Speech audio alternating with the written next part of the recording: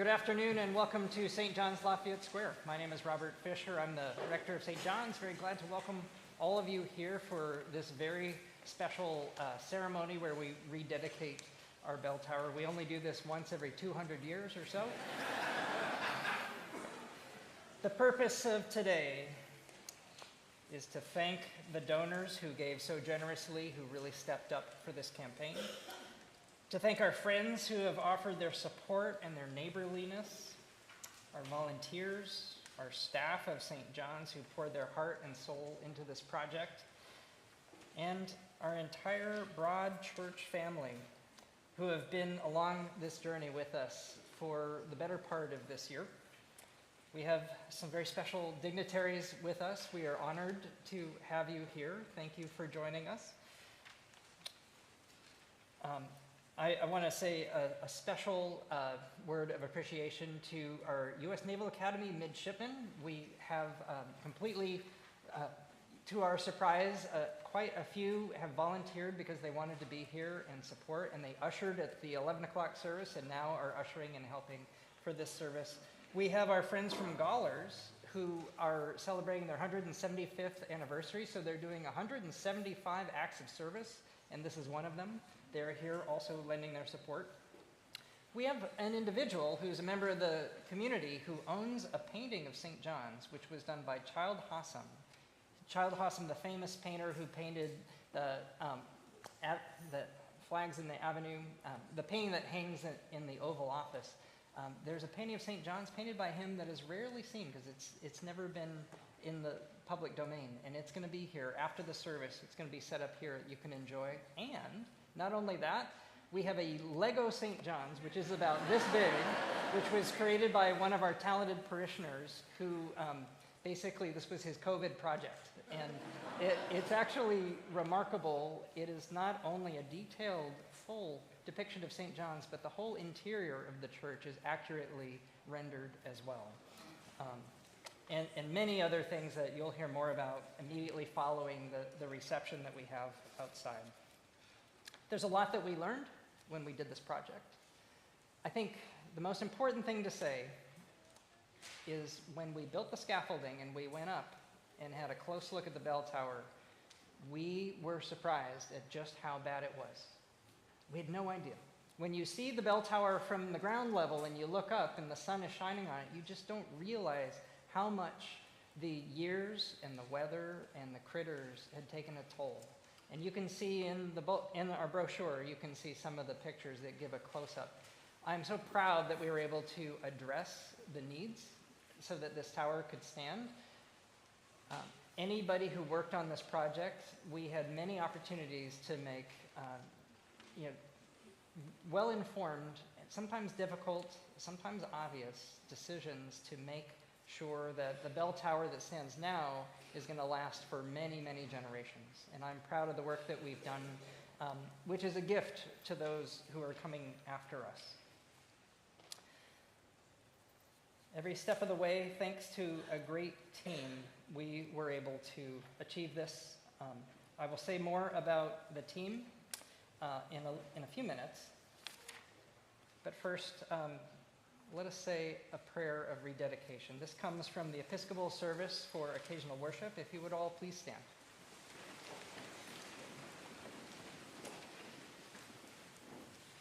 The Lord be with you. Also with you. Let us pray.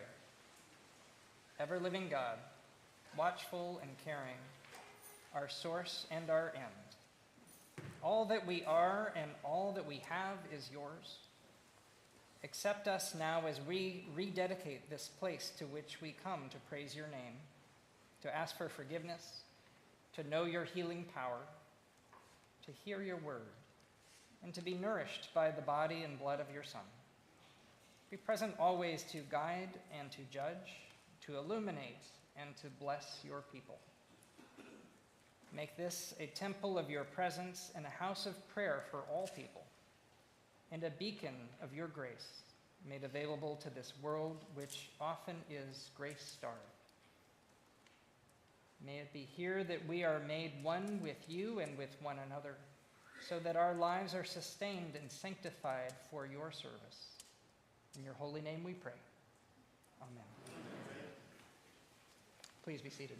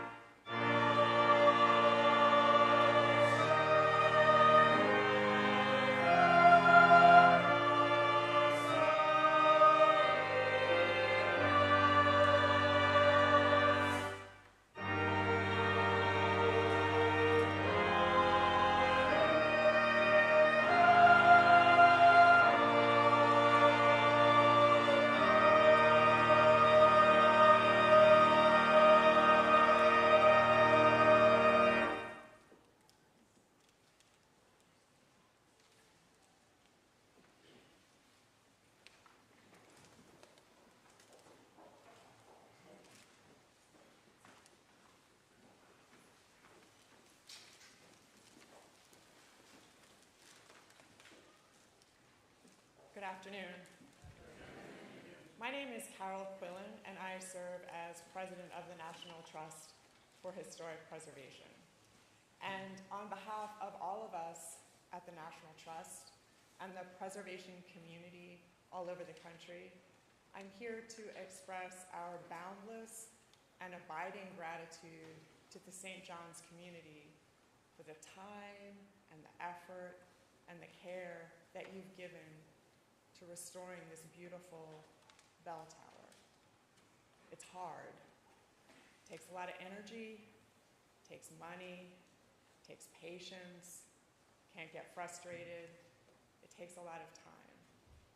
and it's worth it. It's worth it because of the effort that you've given to this restoration project means that Lafayette Square, this church, and its relationship to the square will be here for generations to come. Its particularity, its distinctiveness, the way that it sits, the way the light strikes the tower, these things will be there for generations in the future to enjoy. And that particularity matters not just because it's beautiful, but because it sparks our curiosity. Who else has walked into this church? Who's seen the bell tower? Who heard the bell ring? What were their lives like? Why did they come here? What did the bell mean to them? What did this place mean to them? And curiosity is the first step towards empathy. It means that we can approach things we don't understand, or people we don't know, or things that are a little bit scary, with curiosity and openness and empathy, and not fear. And there's nothing the country needs more right now than that capacity for empathy.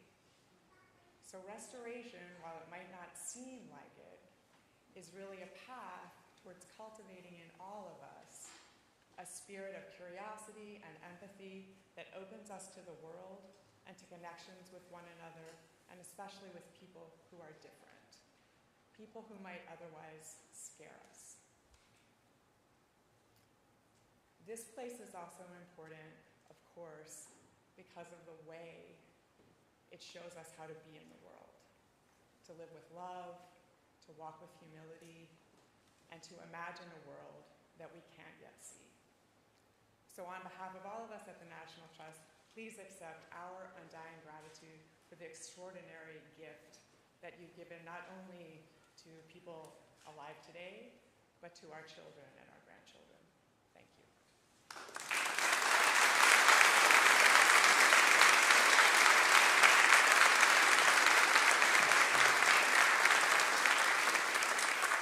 Thank you for your words. I want to now take this opportunity to thank the people who actually worked on this project, starting with those who served as our owner's rep. Sean and Will Reagan of Reagan Associates, you saved us so much grief and heartache and difficulty just by your steadiness and being able to guide us through every step of the way. DLR and Bowie Gridley, which is part of DLR, are architects, are wonderful architects who specialize in historic preservation. Worcester Eisenbrand, Inc., the actual construction crew, the team who did this work and did so beautifully and with a lot of heart and soul. Andy Adams, who guided us through the permitting process. SGH, our structural engineers. Gold Leaf Studios, who are the artists who actually put the gold gilding on the top of the dome and re-gilded the weather vane and the finial. Incidentally, the weather vane and the finial are the original, handcrafted, and if you get to go up close, you can feel almost the workmanship. You can almost imagine the hands that crafted it. The dome had to be replaced, but it covers a beautiful set of wood that creates the shape of the dome that is original. You can see pictures of it. So Gold Leaf Studio for the gilding work, the Verdin Company, who are our bell experts, who took good care of this bell. We're so happy, by the way, that the bell was inspected and it's perfect. It was well crafted 200 years ago in Boston. The one thing was the bolts that hold that 1,000-pound bell. The bolts had deteriorated. We had to refashion the bolts, and that took many months. But as of a couple days ago, it's been remounted, and we will be using it again in a few moments. And finally, James R. Walls Contracting. They are the people doing the shingles, replacing the shingles on our roof, which also needed to happen. If you look up, and if you go up in the AFL building later today, you'll see that the roofing project is still underway. It's a few more weeks, and we will be finished with that. And after that, we will be repainting the church. And we're grateful to all of these people who've done this work. Also, some special thanks to others who have stepped up. Stuart McLaren, he is the president of the White House Historical Association. He has been a great neighbor and a great friend to us. ever since I arrived here, he has been that, and he has been a great champion of this cause in the community. Mike Ryan, who is a woodworker who has done some special woodworking projects along the way. And I want to say a word of thanks to Andrew Clark and his company, Asian Pacific Offset. Andrew's right here. And with that, Will is my Vanna White today. The Reverend Will Morris, thank you. So I have something special to show. These are samples, actually. We're still producing these, but it was important to me that we do what we can to thank those who dug deep and who supported this project. Andrew has designed, and his company has produced and donated these clamshell boxes. For anybody who gave a gift of $1,000 or more, they're going to receive one of these. And inside is a pen that is made from wood from the bell tower.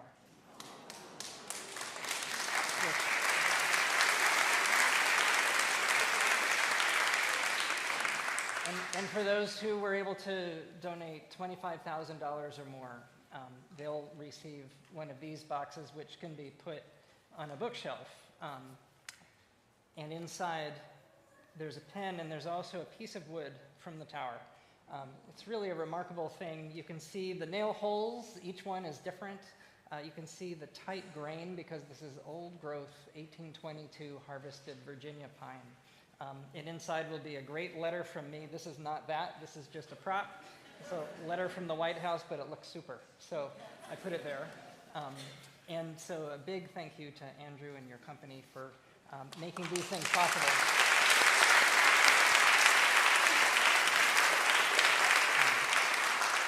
And I have asked, and I'm happy to share with you, that if anybody is actually interested in making a gift of that amount, we still can receive a few of them. We'll make some more boxes for you. And now, very importantly, we had really two committees that were formed. One was for the development work, and one was for the actual building. And I'd like to ask those, I'm going to read your names, and if you could stand as I read your names. First, our fundraising committee, which was chaired by David Galilee.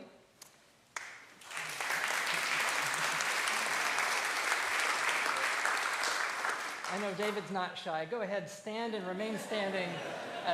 David Galilee, Chandler Battle, Stephen Crochet, Wendy J. Fibison, Dick Grimmett, John Herzog, Carter Keithley, Rob Mosbacher, and Gail West. Thank you.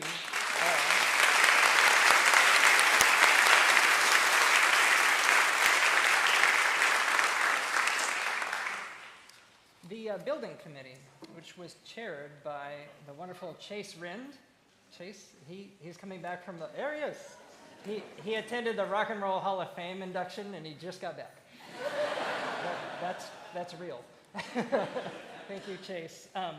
And serving on that committee were Rick Bush, Lauren Edwards, Cliff Elmore, Virginia Harshani, Michelle Mangrum, and Sharon Park. Thank you all.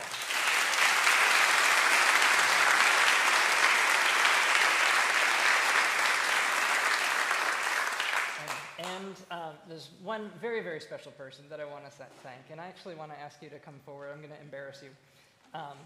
Julia Coster. I cannot imagine this campaign without the gifts that you offered. Julia Coster, if you've not met her, is a remarkable human being. And I can't tell you what a blessing it has been to do this. I have something special for you. It's actually a photo of the bell tower when it was newly revealed, and it was produced by our friend Jason Homaker and framed. And so this is for you. Thank you.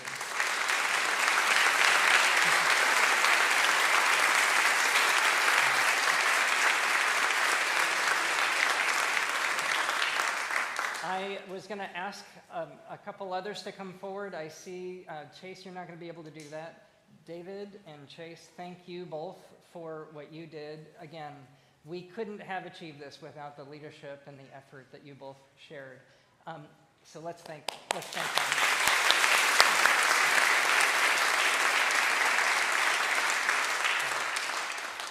And this one is a surprise, but well deserved. We had, as sometimes happens when you do a project, somebody becomes an MVP, a really incredible contributor, a major difference maker. We're very fortunate at St. John's to have among us a parishioner who has very special expertise. And you'll all know in a second who those regular parishioners will know. This person worked at the Smithsonian for 40 years. She took care of their 40 buildings. The historic properties of the Smithsonian Institution were cared for 40 years by this individual. And in her retirement, we are so blessed to have her wisdom and her guidance for every step of the way. Sharon Park, thank you so much.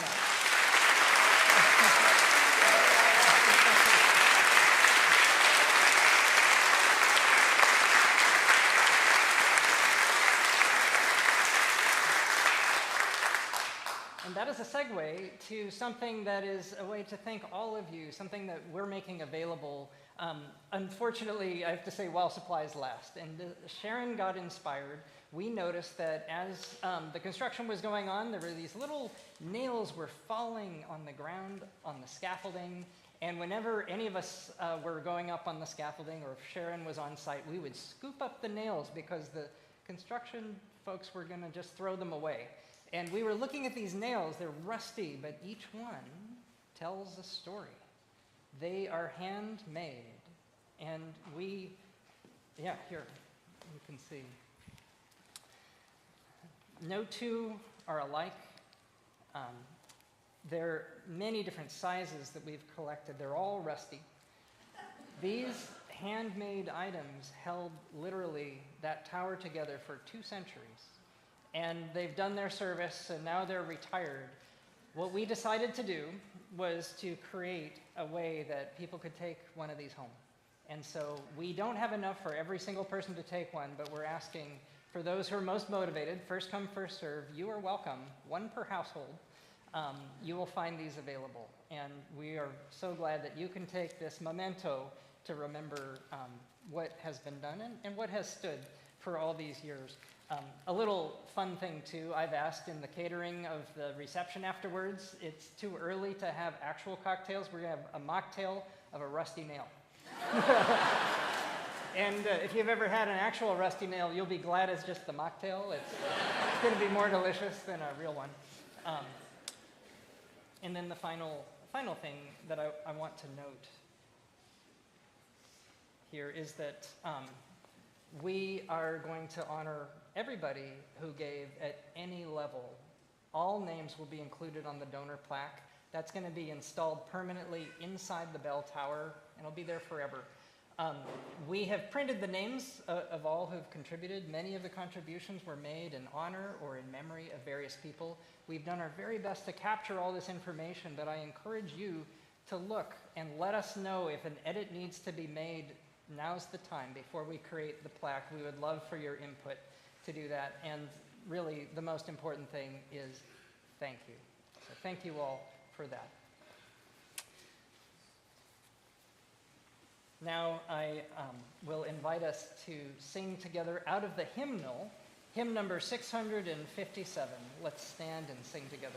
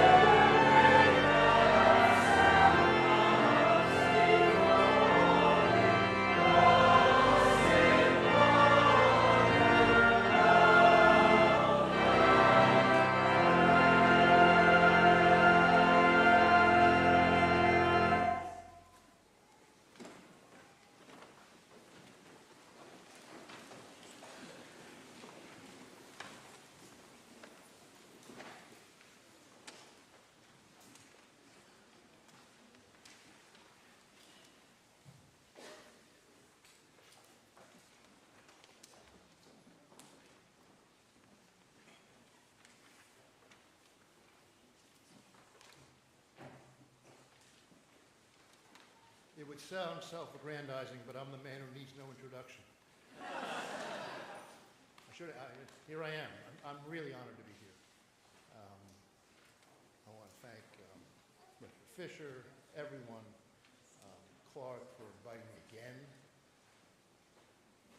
There's a rule around Princeton where I teach, and where Carol Quillen was a student, that you should never try to follow Carol Quillen in speaking ever, because you can never match her elegance. It's really wonderful to see you. All right. We are here to celebrate a landmark moment in a landmark place. St. John's is known, of course, as the Church of Presidents, where every U.S. president since James Madison has worshipped at least once. But that hardly exhausts the church's historical importance at several levels of historical experience. Opened for services in 1816, even as the executive mansion across the way still lay in ruins from its sacking by the British troops during the War of 1812, St. John's has had from the start a significant place in American architectural history, for example. Designed by the great neoclassical architect Benjamin Henry Latrobe, President Jefferson's surveyor of the public buildings of the United States, it's quite a title, and known to many as the father of American architecture. 2 years later, in 1817, the church established itself in what might seem to be a much humbler, yet in many ways deeply significant role. When the church's second rector, memorialized, I can't quite see it, but right over there, the Reverend William Hawley, began a decades-long practice of baptizing and marrying blacks, free and enslaved, something that was frowned upon, if not made illegal, in large regions of the United States. 45 years before, President Lincoln signed the bill for compensated emancipation and slavery's abolition in the District of Columbia.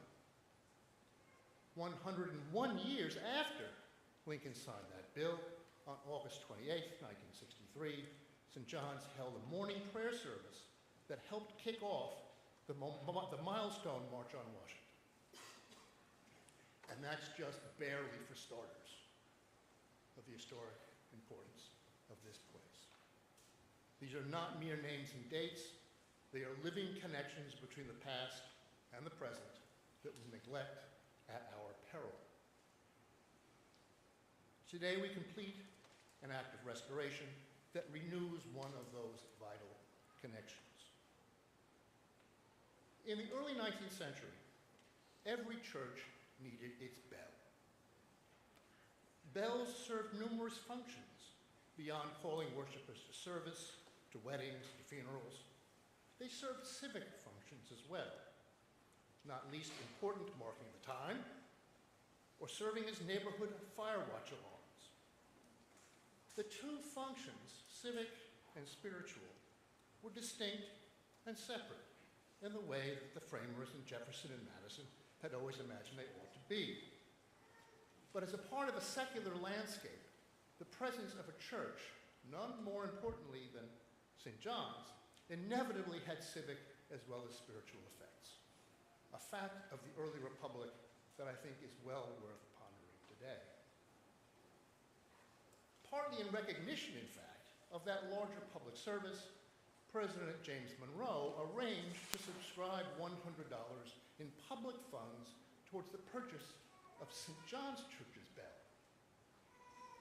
St. John's, in turn, sought out the premier Boston foundry, started in 1792 by the renowned patriot metal craftsman Paul Revere. A firm that was taken over at Revere's death in 1811 by his son, Joseph Warren Revere, and the bell was installed in 1822. The Revere foundry made bells of all sizes, right down to bells for shipyards and schoolhouses, but it was particularly well known for its large diameter resonant church bells. The bells were made to be heard far and wide, with, as we shall hear, the true star of this show being the bell, as we shall hear a clear and mellow tone. They were very heavy. St. John's is by no means the largest, weighs nearly half a ton. They were also built to last forged with a sturdy compound composed mainly of copper and tin. Unfortunately, though, much of the wood and copper that went into the cupolaed tower was defenseless against 202 years of Washington weather, not to mention countless bird flocks and cellulose-hungry insects. What may have been in the nick of time, think about it, the preservation got its funding in 2021, and here we are. Remarkably, though, and the rector pointed this out, the renovating craftsmen discovered that apart from the elements that were damaged beyond repair, there was elegant work that had lasted just as well as the bell it had protected for more than 2 centuries. As much as a reconstruction, though, this tower is an amalgam of old and new. Literally, not just simply metaphorically, a living connection of past and present. As much as this church's famous presidential pews and the joints and the joists of this tower, encasing the great Patriot Company's bell that has not only witnessed so much American history, but sounded that history in this tower and bell dwells a civic as well as a sacred spirit that we can actually hear. We can hear it just as all those presidents heard it, as the baptized black children heard it, as the civil rights marchers of times past heard it. We can hear in it a history with secular as well as spiritual implications, one that continues to reckon with and struggle to live out the full meaning of this nation's creed, not least here at the center of our democratic republic. Let freedom ring. Thank you.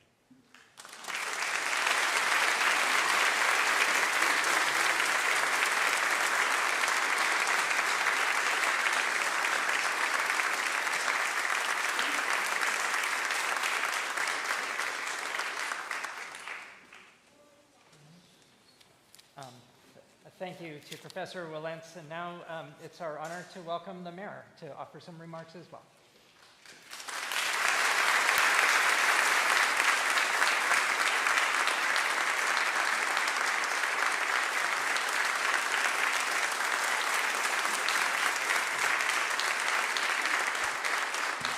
Well, good afternoon. I am delighted to be here to celebrate with the St. John's community. I want to thank you, Rector, for your kind words and your leadership. And I'm sure that many in the room will recognize if you're the mayor and the rector is talking about a construction project, you're hoping there are no comments about permitting. I really hope there were no comments about permitting. But we are here, of course, to help you celebrate your wonderful 200 years of history that have unfolded here at this historic church, where presidents, leaders, activists, and Washingtonians have gathered to shape our nation. Throughout those years, St. John's has stood as a symbol of faith and service, of hope and justice. And today, it certainly is not lost on me that we stand alongside Black Lives Matter Plaza, which was created 4 years ago, as a place then for protest and now to strategize and to focus on the future of our nation. In many ways, the plaza became an extension of this space and a sanctuary for those seeking justice. I have looked to our faith community on numerous occasions for your support, and I'm grateful that St. John's has always been willing to answer the call. I am grateful that this church lives beyond its walls. It helps bring people of all faiths together to celebrate and strengthen what I call DC values. And fundamental to those values are DC residents standing shoulder to shoulder with each other. We certainly know and have experienced a lot together. I've been here along Black Lives Matter Plaza to say goodbye to Congressman John Lewis. All those years after St. John's opened your doors to attendees on the March on Washington. And you may recall that John Lewis was the youngest person then to speak at the March on Washington. And we stood just at the end of this street weeks before his death. And he recalled then that he'd stayed at the Hilton and he'd been welcome here. And now we stand together again at a time of great uncertainty in the world, knowing that we can rely on our values and our faith. We know that there is a long and somber history associated with ringing of church bells, and a celebratory one. And today, as you ring the bell after this careful restoration, where Washingtonians far and wide will be able to hear, it is a powerful reminder of our resilience and our collective responsibility to each other, our responsibility to keep our faith and to love our neighbor. And if we do that, we know that together with God's love, guidance, and steady hand, we will continue to grow and learn the righteousness of his love. And we know that that love will prevail. As your mayor, I am very proud of the work that you have done. I am grateful to the fundraising committees, the construction committees, the leadership here to deliver this wonderful historic project for us and for the next generations. Congratulations.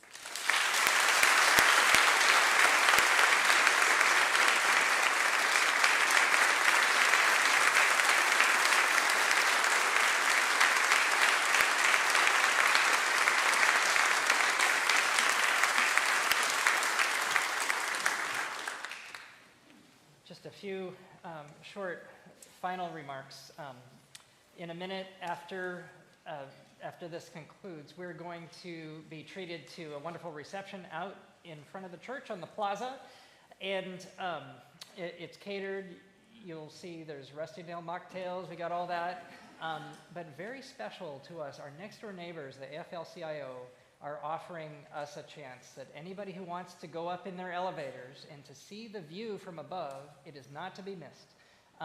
You can look down, you'll see right down onto the work that was done for the bell tower. You see the White House, see the Potomac River, and on a beautiful day like today, it's really going to be a treat. And our Naval Academy midshipmen are going to be escorting people back and forth. So just, if you're interested, gather at the sign, and they will take you to it. And I'm just grateful that we have the great neighbors that we do in our community. Also, another good neighbor from a little further away is the Paul Revere Memorial Association, who gave us a number of these books, which is all about Paul Revere and Foundry and his sons and the bells that they created, which include a listing of all the bells that were made, including our own. These are free to you. There's a price tag on the back, but ignore that. These are available, and you'll see them out and about. Feel free to take one home and enjoy it. Finally, we have our bell ringer all ready to go. We're going to hear it in a moment. And I would like to conclude us with a very special prayer. Now, this prayer has a story. I'm going to tell you the story first. This prayer was prayed right in this space years ago. It was written by the rector of St. John's at the time. His name was Oliver Hart. And Reverend Hart was the rector from 1934 to 1940. You can imagine what those years were like. Eleanor Roosevelt came and attended a service where he read this prayer with her husband present. Eleanor Roosevelt had a column that was syndicated, and she wrote about the prayer and published the prayer so that the world could learn it. And she herself made it her own personal practice to pray this prayer every night before she went to bed. And it's my privilege to be able to lead us as we say this timeless prayer right now. Please stand.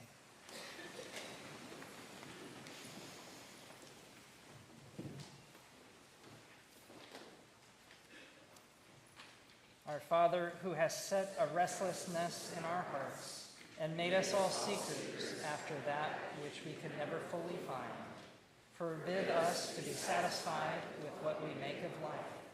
Draw us from base content and set our eyes on far-off goals.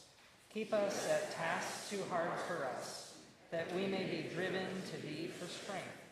Deliver us from fretfulness of faith. Make us sure of the goal we cannot see and the hidden good of the world. Open our eyes to simple beauty of ours,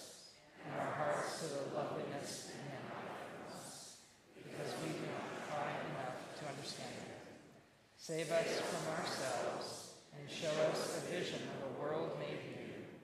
May thy spirit of peace and illumination so enlighten our minds that all life shall glow with new meaning and new purpose through Jesus Christ our Lord. Amen.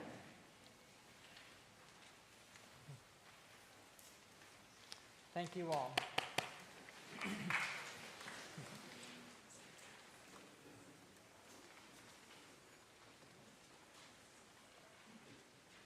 You can hear the bell. This ends the service, and please enjoy the reception afterwards.